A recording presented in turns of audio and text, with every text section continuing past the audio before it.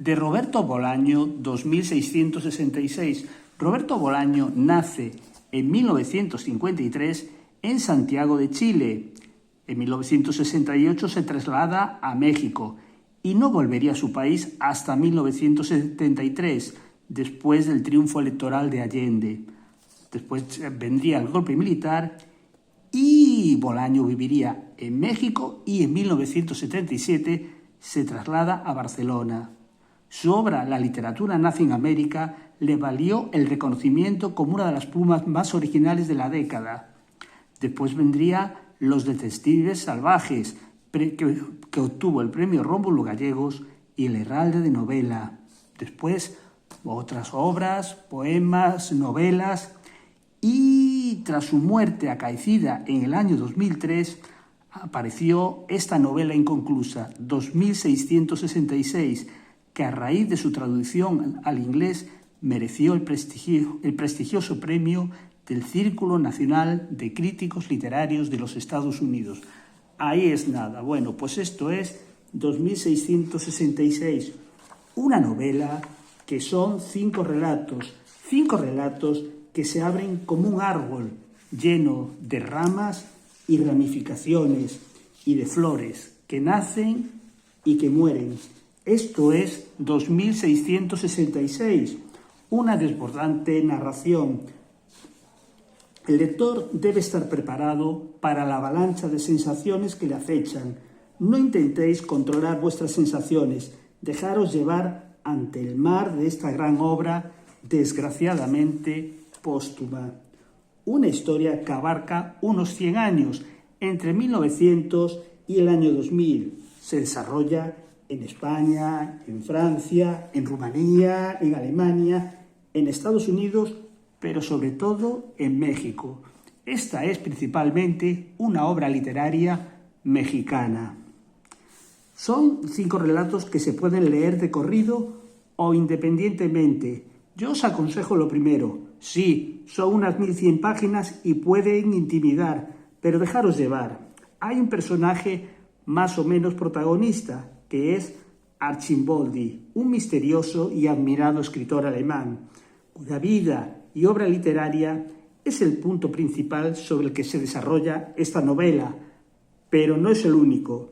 El otro es el que sirve de principal marco, que es México, la sociedad mexicana, lo que sucede allí, la violencia, la corrupción, la política, las costumbres, el ser mexicano ante la dura realidad del día a día. El primer relato se titula La parte de los críticos y vamos a conocer a un grupo internacional de estudiosos de la obra del susodicho Archimboldi, un escritor alemán escurridizo del que apenas se sabe nada, con una obra pequeña, pero que en la opinión de los críticos de gran valor, hasta el punto de proponerlo para el premio Nobel. En este relato vamos ya a saber que Archimboldi va a viajar a México. El segundo relato, La parte de Amalfitano.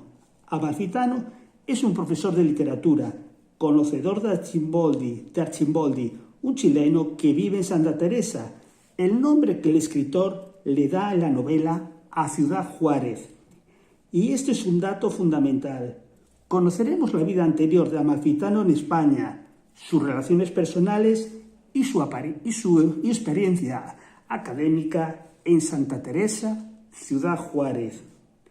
La tercera parte es la de Fate. Oscar Fate es un periodista norteamericano que tiene que cubrir un combate de boxeo en Santa Teresa, Ciudad Juárez. Un periodista local le informa de una serie de asesinatos de mujeres que se están cometiendo y de periodistas que también son asesinados. Oscar Fate conocerá a Rosa, la hija de Amalfitano, y empezará a investigar los crímenes. La cuarta parte es la parte de los crímenes. Aquí Bolaños nos va a describir uno a uno la serie de asesinatos que aterrorizaron a las mujeres de esta ciudad. Como si de una ficha policial se tratara, nos relatará el nombre, la edad, el cómo y la situación personal de las víctimas de estos asesinatos. pero además conoceremos en profundidad a Santa Teresa Ciudad Juárez, el mundo de las fábricas, sus barrios, su policía. La quinta y última parte es la de Arcimboldi. Aquí el autor nos dice quién es, su origen geográfico y familiar. El joven Arcimboldi trabajará en la finca de un barón. Estamos en Alemania. En 1939 ingresará en el ejército. Conoceremos su vida militar y amorosa. Tras la derrota comenzará su obra literaria. No es fácil hacer una reseña breve de una obra tan vasta. Lo primero que como lector llama la atención es el estilo que utiliza Bolaños. Mejor dicho, los estilos. En la parte que se desarrolla, las partes que se desarrollan en México, es una sucesión de hechos, de personajes que nos dejan casi sin aire. En la primera y quinta parte que se desarrollan en Europa, el estilo es más reposado, más analítico. Incluso diría que Bolaños toma distancia con sus personajes. Cuando el relato es en México, es como si estuviésemos dentro de ellos. Es tal su capacidad de creación que a veces, por ejemplo, parece que olemos el tabaco, el sudor o los basureros. Los 5 relatos son excelentes. A mí el que más me ha gustado es el de los crímenes. Creo que aquí la pluma de Bolaños llega a unos niveles de creación casi sin par. Tanto asesinato puede llegar a aburrir, pero el autor hace una creación de cada uno, como si fuesen pequeñas historias independientes. Sí, pero forman un gran todo extraordinario. Unos argumentos originales, nuevos, frescos, una mezcla de cultura americana y europea. Bolaños nos lo muestra todo. Una novela imprescindible, un lenguaje arrollador. Tenemos a personajes burgueses y a pobres prostitutas. Desde la Alemania nazi al México más profunda. Bolaños vivió en Chile, en España y México.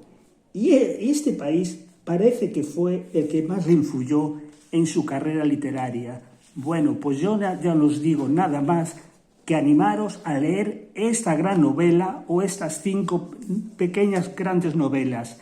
2666 del desgraciadamente ya fallecido Roberto Bolaño. Son 1100 páginas, merecen la pena, son un auténtico manjar, no os lo perdáis. Es uno de los grandes de la literatura en lengua castellana. Bueno, pues un saludo desde La Coruña y esta es la última novela que voy a reseñar por este año. Quería acabar el año con una novela que lo mereciera, una de las buenas de verdad.